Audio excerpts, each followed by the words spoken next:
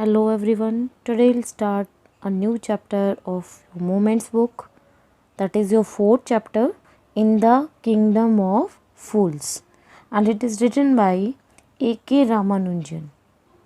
So first of all, let's discuss the title of the story. You can see the title of the story in the Kingdom of Fools. So the title of the story in the Kingdom of Fools, which means the state where people are not so wise, they are not so intelligent.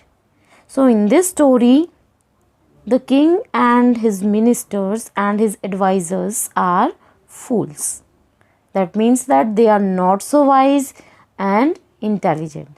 So when this kind of people rule the kingdom, then what all happens has been told in this story. ये जो chapter है बेटा, इसका जो title है आप लोगों को दिख रहा है, इन द किंगडम ऑफ फूल्स, ये इसके टाइटल से ही पता चलता है कि एक ऐसे स्टेट के बारे में है जहाँ के सारे जो भी जहाँ पर रहने वाले राजा मंत्री, यहाँ तक कि उसके एडवाइज़र सभी कैसे हैं, वाइज नहीं है, वो इंटेलिजेंट नहीं है। तो ऐसे लोग जब ऐसे स्टेट पर जब रूल करते हैं तो क्या होता है, वो इस स्टोरी के अंदर बताया गया है। So with this background let's begin the chapter. In the kingdom of fools, both the king and the minister were idiots.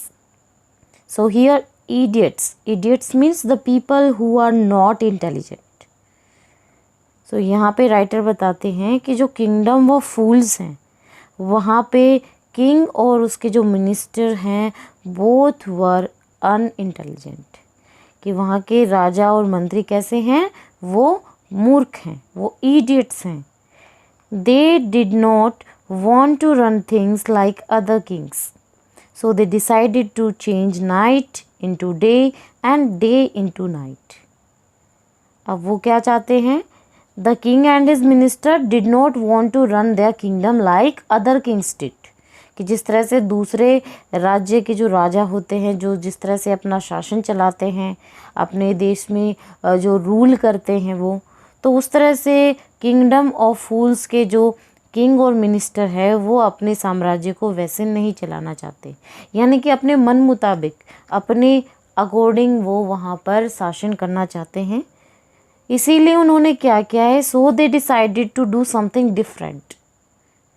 यहाँ पे आपको दिखाया गया है ना कि change night into day and day into night means उन्होंने सारी जो चीज़ें हैं, यानी डे को नाइट में चेंज कर दिया है और नाइट को डे के अंदर। They ordered that everyone should be awake at night till their fields and run their business only after dark and go to bed as soon as the sun came up. अब यहाँ पे जो राजा और जो उसके मंत्री हैं, जो उन्होंने जो डिसाइड किया है कि भी वो दूसरों से अलग करेंगे, डिफरेंट करेंगे, तो उन्होंने नाइट को डे और डे को नाइट में चेंज कर दिया है। तो उन्होंने ये ऑर्डर दिया है कि जो काम है जो कि रात में होना होता था वो अब दिन के टाइम में होगा, और जो दिन के जो भी काम होते थे, जिनके जितने भी बिजनेस, जितने भी वर्क्स होते थे, वो सारे कब किए जाएंगे, वो नाइट टाइम के अंदर। So they order that everyone should be awake at night and who disobeyed would be punished with that. So the people did as they were told for fear of death. अब वहाँ पे हर एक को ये order दिया गया कि आपको ये फॉलो करना है, इसे मानना है, और जो भी इस ऑर्डर को नहीं मानता है, जो भी ये काम जो है जो उनको दिया गया है उसके अकॉर्डिंग अगर वो नहीं करता है तो उनको क्या किया जाएगा, उनको मौत की सज़ा दी जाएगी। ठीक है। और यहाँ पे उन लोगों को ये भी कहा गया है कि जैसे ही शाम होती है, जैसे ही शाम होती है, वो सभी लोग अपना जो भी उनके फील्ड से रिलेटेड वर्क है या फार्मिंग उनको करनी है, तो ये सारे काम वो अंधेरा होते ही स्टार्ट कर देंगे, और जैसे ही सूरज निकलेगा वो सोने के लिए चले जाएंगे। अब लोगों ने क्या किया, लोगों ने वैसा ही किया जैसा उन्हें कहा गया, क्योंकि उन्हें किसका डर था, उन्हें अपनी मौत का डर था भी। अगर यहाँ पर अगर हमने ये चीज़ फॉलो नहीं की तो हमें मौत की सज़ा दी जाएगी।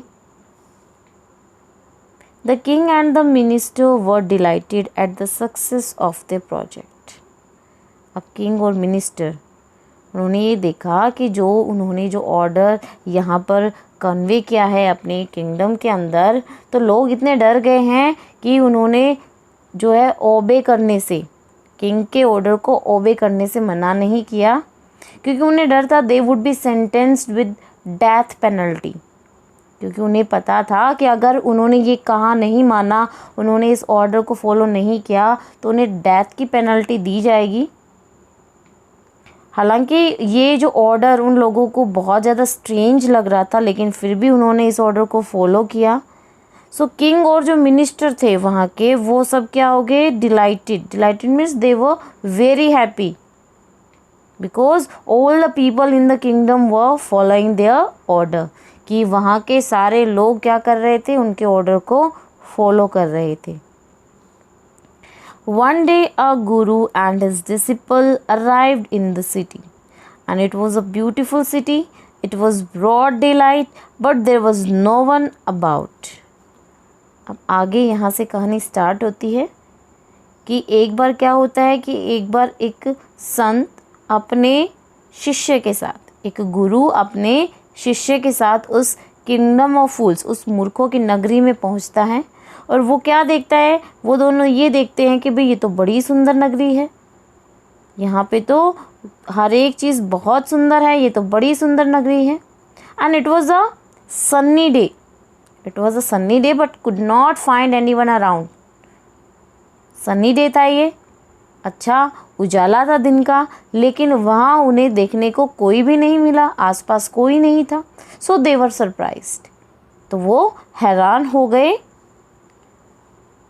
Everyone was asleep, not a mouse stirring. Stirring means होता है बेटा moves around, moving around. So यहाँ राइटर कहता है, the writer says that not a mouse was stirring. They could not find a single mouse moving around, which means that it was so quiet as everyone, even the teeniest creature, the mice were asleep. कहने का मतलब यहाँ पर writer ये कहना चाहता है, यहाँ पर हर एक छोटे से छोटे, अगर हम जानवर की बात करें तो यहाँ तक एक चूहा तक वहाँ पर नहीं देखने को मिला। यानी कि हर एक, चाहे हम बड़े जानवर की बात करें या छोटे से छोटे जानवर की बात करें, सभी क्या है, सभी गहरी नींद में सोए हुए थे।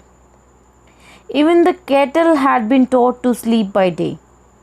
यहाँ तक कि वहाँ के जो जानवर थे, the people had taught the cattle to sleep during day time. So everyone there in the kingdom of fools, human as well as animals were sleeping.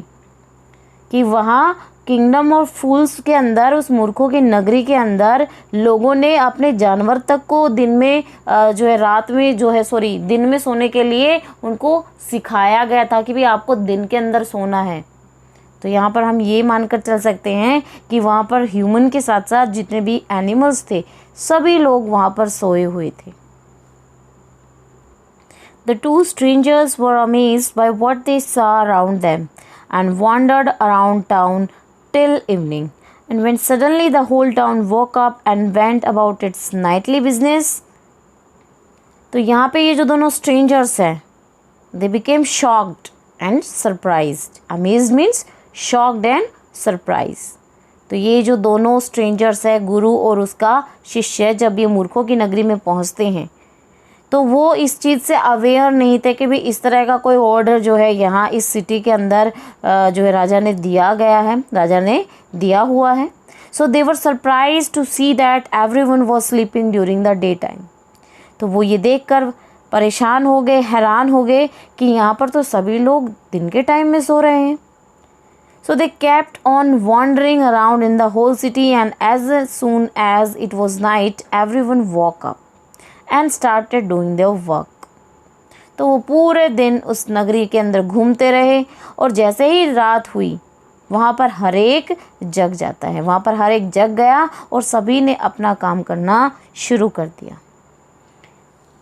Businessman were doing business and farmers were farming, यानी कि हर एक लोग वहाँ पर जैसे ही अंधेरा होता है वहाँ पर सभी लोग अपने कामों में लग जाते हैं, तो सभी लोग वहाँ पर कामों में लग गए।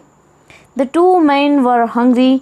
Now that the shop were open, they went to buy some groceries. To their astonishment, they found that everything cost the same, a single dudu.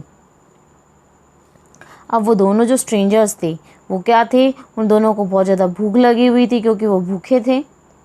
तो उन्होंने क्योंकि अब रात का टाइम हो गया था तो वहाँ पर सारी जो भी शॉप्स थी वो सारी खुल गई थी, तो उन्होंने they went two by groceries.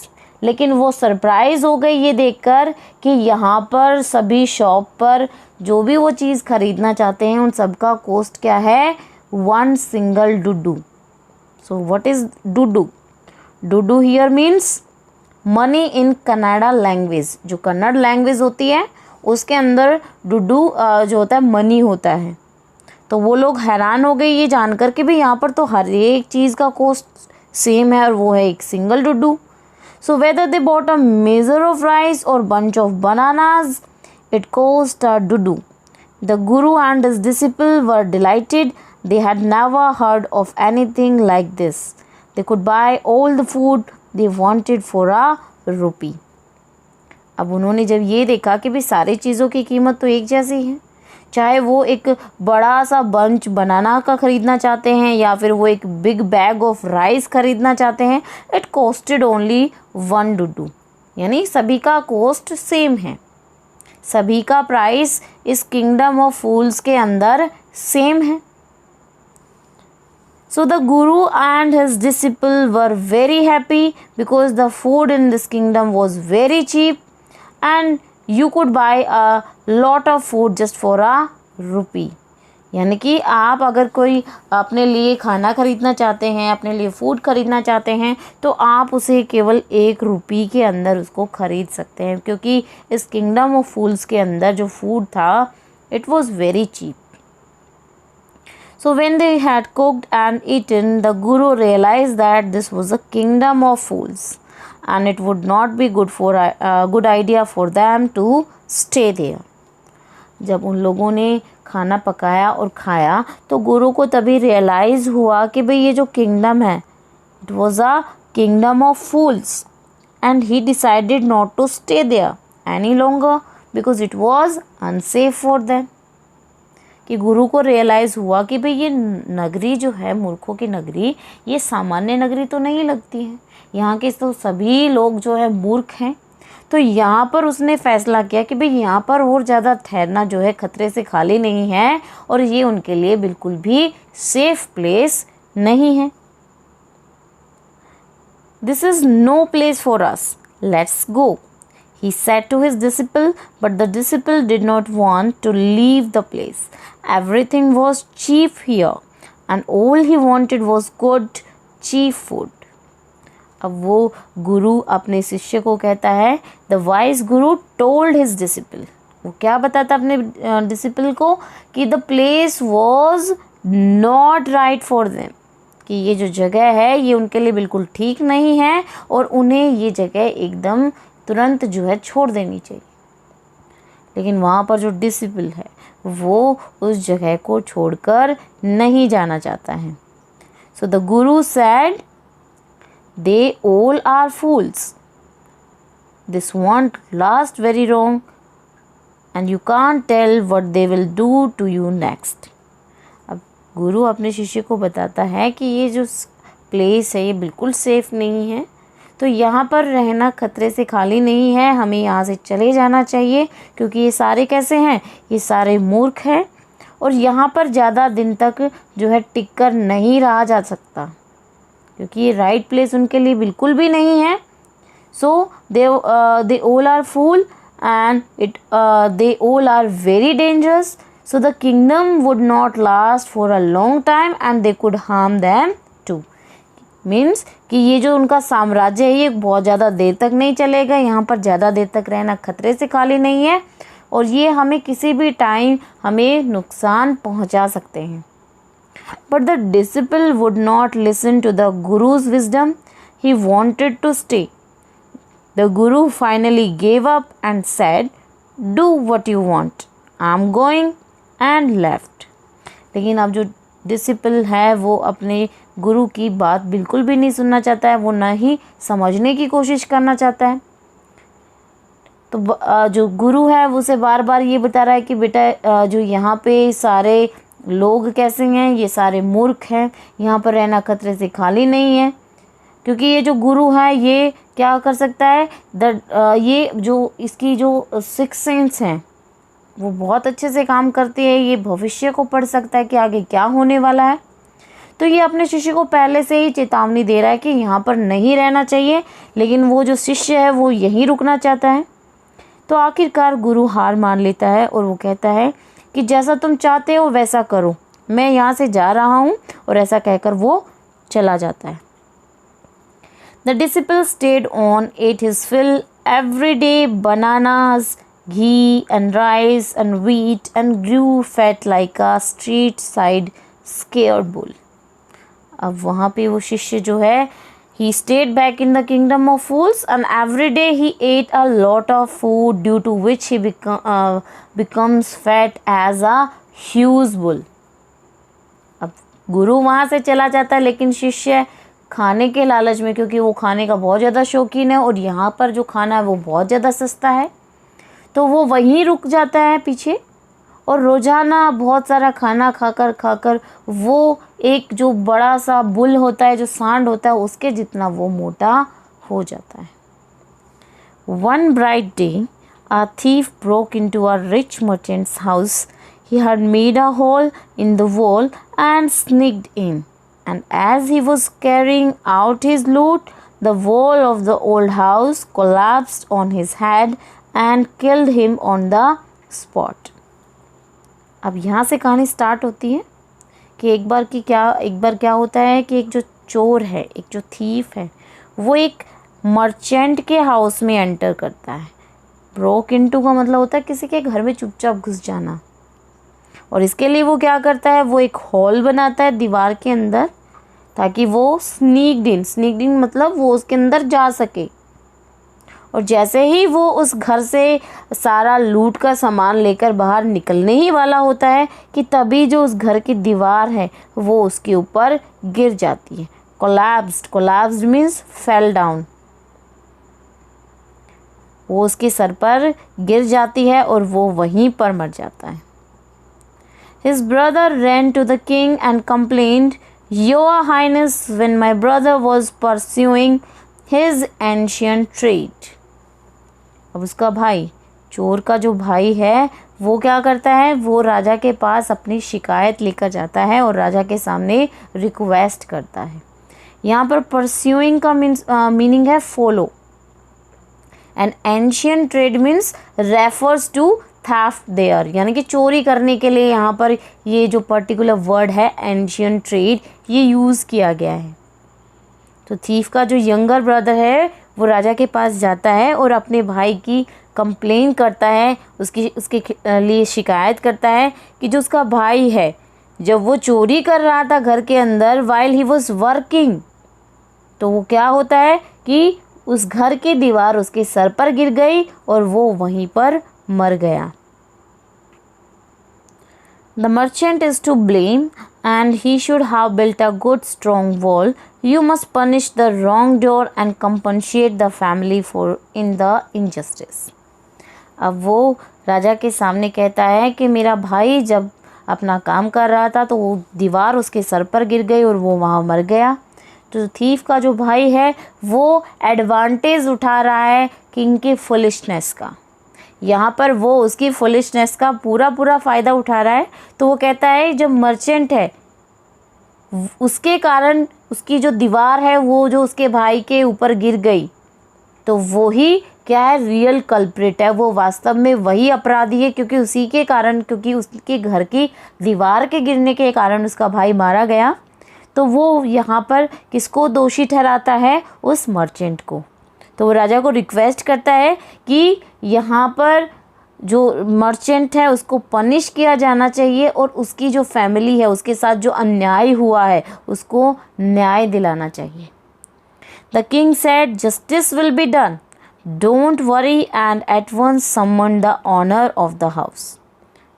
अब राजा जो कि बिल्कुल मूर्ख है और जिसकी मूर्खता का वो आदमी, वो चोर का भाई उसका फ़ायदा उठा रहा है, तो राजा उसकी बात का, उसकी एक्सप्लेनेशन को सुनकर क्या जवाब देता है कि justice will be done means तुम्हारे साथ न्याय होगा, डोंट वरी, चिंता मत करो। और वो तभी समन मीन्स कॉल, अब उस घर के मालिक को बुलावा भेजता, उसको अपने राज दरबार के अंदर बुलाता है।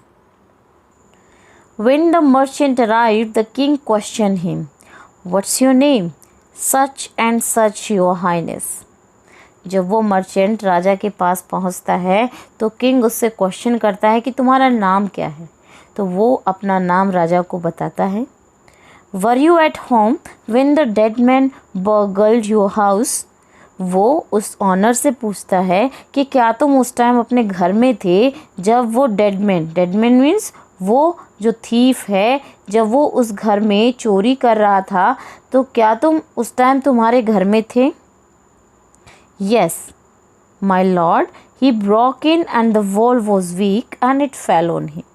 वो कहता है हाँ मेरे हाइनेस, मैं उस टाइम मेरे घर में ही था, वो दीवार टूट गई क्योंकि वो दीवार वीक थी, वो वॉल वीक थी और वो उसके ऊपर टूटने के कारण गिर गई।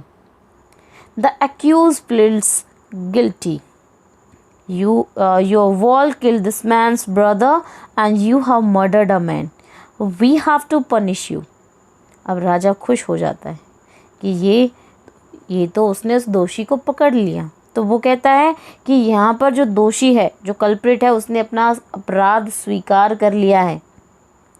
तुम्हारी दीवार ने इस आदमी के भाई को मार डाला और तुमने एक आदमी का मर्डर किया है। अब हमें तुम्हें इस बात के लिए सज़ा देनी होगी। Lord said the helpless merchant. अब वो ऑनर ये देखकर कि ये किंग तो बिल्कुल फुलिश है, ये बिल्कुल भी ये अंदाज़ा नहीं लगा पाया कि वो थीफ तो उस टाइम उनके घर में चोरी कर रहा था, वो काम नहीं कर रहा था, लेकिन उसने उसकी एक नहीं सुनी और वो यहाँ पर हेल्पलेस था बिल्कुल। वो कहता है I didn't put up the wall, it's really the fault of the man who build the wall and he did not build it right, you should punish him. अब वो ये देखता है कि भाई ऐसे तो बात नहीं बनने वाली, क्योंकि राजा तो उसे फांसी पर चढ़ाने वाला ही है, वो तो उसे सज़ा सुनाने ही वाला है। तो वो राजा को अपनी एक्सप्लेनेशन देता है कि मेरी वजह से दीवार नहीं गिरी, मेरा इसमें कोई दोष नहीं है। वो कहता है he told the merchant that he was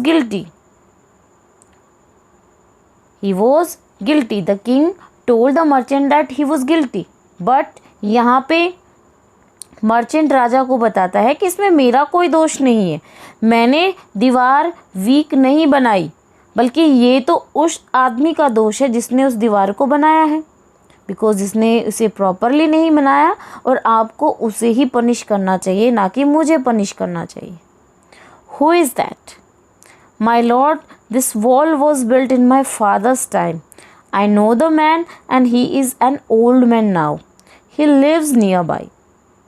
अब ये मर्चेंट ये सोचता है कि हाँ उसने राजा को अपनी तरफ कर लिया है, तो वो कहता है कि आपको मुझे नहीं सज़ा देनी चाहिए, बल्कि आपको उस आदमी को सज़ा देनी चाहिए जिसने ये दीवार बनाई है।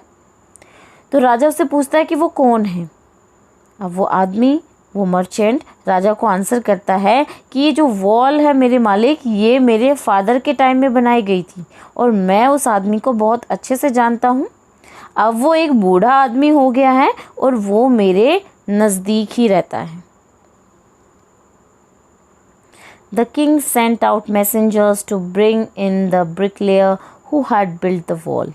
They brought him and tied hand and foot. So here bricklayer means is a person who lays the bricks and build the walls. तो राजा क्या करता है? राजा king sends his soldier to call the bricklayer who built the wall. राजा अपने सैनिकों को उस brick layer को लाने के लिए भेजता है जिसने वो दीवार बनाई थी, और वो उसके हाथ और पैर बांधकर राजा के महल के अंदर उसे लेकर आते हैं। You there, did you build this man's walls in his father's time? Yes, my lord, I did. जब उसे राजा के महल में लाया जाता है तो राजा उससे पूछता है कि क्या तुमने वो दीवार बनाई? तो वो उसका जवाब देता है कि हाँ, मैंने ही ये दीवार बनाई। So what kind of a wall is this that you built? It has fallen on a poor man and killed him. You have murdered him. We have to punish you by death. तो जब वो इस बात के लिए हाँ कर देता है कि हाँ मैंने ये दीवार बनाई है, तो राजा उससे पूछता है कि ये तुमने किस तरह की दीवार बनाई है? ये इतनी घटिया किस्म की दीवार तुमने बनाई कि ये एक बेचारे आदमी पर गिर गई और वो मर गया। तो तुमने एक आदमी को मर्डर किया है, तो इसके लिए हमें तुम्हें मौत की सज़ा देनी होगी। Before the king could order the execution, and the poor bricklayer pleaded, Please listen to me before you give your orders. It's true I built this wall and it was no good, but this was because my mind was not on it. So यहाँ पे जो हर एक जो भी जिसको भी महल के अंदर लाया जा रहा है वो एक दूसरे के ऊपर ब्लेम किए जा रहा है। तो राजा जो है अभी बस अपना ऑर्डर पास ही करने वाला था कि भी ब्रिकलेयर को जो है फांसी की सज़ा दी जाए। तो तभी वो राजा से रिक्वेस्ट करता है कि आप अपना ऑर्डर सुनाएं, इससे पहले आप मेरी बात सुन लें।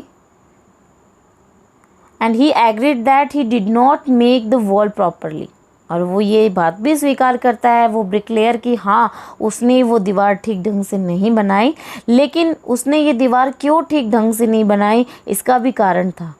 और ये किसके कारण हुआ? ये एक डांसिंग गर्ल की वजह से हुआ है, जो वहाँ पर पूरे दिन उस गली में घूमती रही और जो उसकी एंकलेट्स थी वर मेकिंग अ जिंजलिंग साउंड, और उसके जिंजलिंग साउंड के वजह से उसका जो माइंड है he was not able to concentrate on his work, वो अपने काम पर कंसंट्रेट नहीं कर पाया।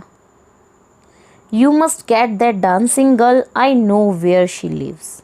तो वो राजा को कहता है कि आपको इसके लिए उस डांसिंग गर्ल को बुलाना चाहिए और मैं जानता हूँ वो कहाँ रहती है। यानी कि she should be punished instead of him, कि उसे सज़ा देनी चाहिए ना कि उस ब्रिकलेयर को सज़ा देनी चाहिए। सो बेटा ये था आपका फर्स्ट पार्ट, और इसके बाद क्या होता है वो हम हमारे नेक्स्ट वीडियो में करेंगे। सो बेटा keep learning and keep practising at your home, and we'll meet with a new video with a new topic. So bye and have a nice day.